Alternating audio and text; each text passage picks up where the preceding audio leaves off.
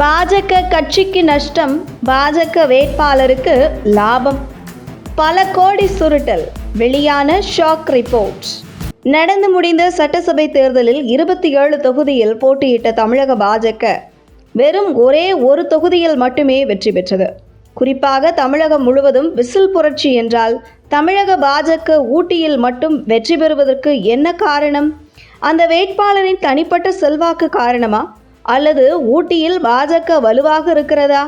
அல்லது தாவேக்க அலை ஊட்டியில் இல்லையா என ஊட்டி ஒரு தொகுதியின் பாஜக வெற்றியை வைத்து டெல்லி பாஜக தலைமை விசாரணையை தொடங்கியிருக்கிறது. இதில் பல தகவல்கள் டெல்லி பாஜக தலைமைக்கு சென்றிருக்கிறது. குறிப்பாக பாஜகவில் இருக்கும் குறிப்பிட்ட ஒரு வேட்பாளர் தேர்தலில் போட்டியிடுவதை ஒரு வியாபாரமாகவே செய்து வந்ததும் அதற்கான ஆதாரமும் டெல்லி பாஜக தலைமைக்கு சென்றிருக்கிறது.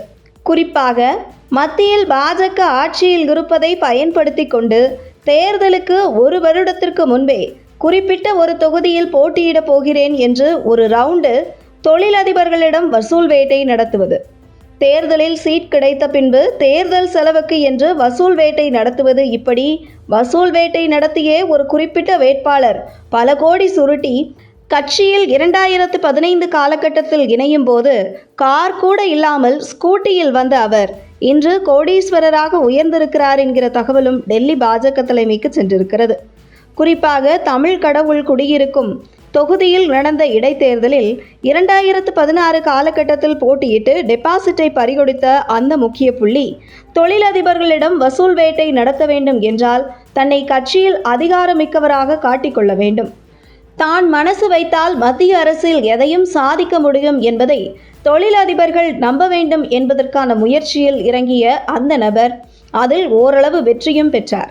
இதனைத் தொடர்ந்து தமிழகத்தின் குட்டி ஜப்பான் என்று அழைக்கக்கூடிய பகுதியில் இருக்கும் தொழிலதிபர்களிடம் கடந்த 2024 நாடாளுமன்ற தேர்தலுக்கு முன்பு உங்கள் தொகுதியில் நான் தான் போட்டியிடப் போகிறேன், அந்த நிகழ்ச்சி நடத்த வேண்டும், இந்த நிகழ்ச்சி நடத்த வேண்டும், டெல்லிக்கு போகணும், மக்களுக்கு நலத்திட்டம் வழங்க வேண்டும் என தொழிலதிபர்களிடம் மட்டுமல்லாமல் கட்சி நிர்வாகிகளிடமும் அட்டப்பூச்சி ரத்தத்தை உறிஞ்சுவது போன்று வசூல் வேட்டை நடத்தியிருக்கிறார் அந்த வசூல் மன்னன்.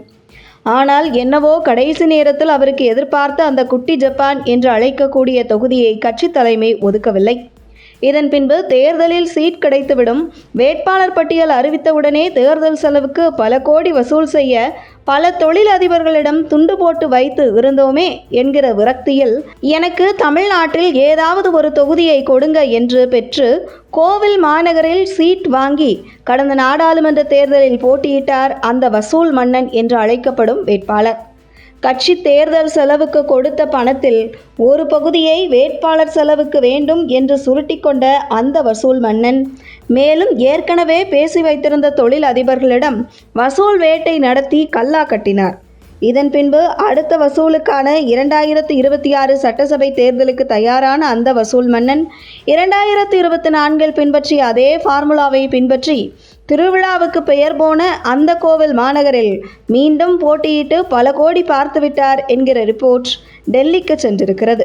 குறிப்பாக இவர் தேர்தலில் போட்டியிடுவதே வசூல் செய்யதான் என்றும் 2015 ஸ்கூட்டியில் வந்தவரின் பல கோடி சொத்துக்களை பாருங்கள் என்கிற ஆதாரத்துடன் அந்த வசூல் மன்னன் எங்கெல்லாம் பல கோடி மதிப்பில் சொத்துக்களை வாங்கி குவித்து வைத்திருக்கிறார் என்பது குறித்த ரிப்போர்ட் டெல்லி தலைமைக்கு சென்றிருப்பதாக கூறப்படுகிறது.